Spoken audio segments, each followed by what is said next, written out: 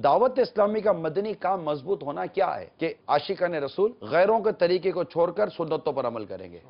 ठीक है, अमामा शरीफ सजेगा, चेहरे पर पूरी दाढ़ी सजेगी, सुन्नतों बरा हुलिया आएगा, सुन्नतों बरा लिबास आएगा, और अंधेरे में भी कोई दूर से देखेगा तो कहेगा कि ये आशिक रसूल जा रहा है। ये दावत इस्लामी का काम मजबूत होना होता है।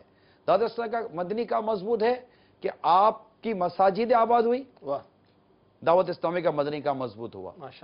दावत इस्लामी का मजबूत होना यह है कि वहां पर रहने वाले बसने वाले मुसलमान कुरान दुरुस्त पढ़ना जान रहे हैं, यह दावत इस्लामी का काम मजबूत हुआ। वहां देखा जाएगा कि दावत इस्लामी के मदनी कामों की बरकत से इस्लामी बहनें बापर्दा बन रही हैं, बेहयाई कम हो रही है, यह दावत इस्लामी का काम मजबूत हुआ। आप देखेंगे कि दावत इस्लामी के हफ्तावार इज्तिमात जहां सुन्नतें सिखाई जाती हैं, जिक्रुल्लाह होता है, लोग रो रो कर अल्लाह के हुजूर दुआएं कर रहे होते हैं, ऐसे इज्तिमात में इजाफा हो रहा है, ऐसे इज्तिमा में बरकत हो रही है, यह दावत इस्लामी का काम मजबूत हुआ।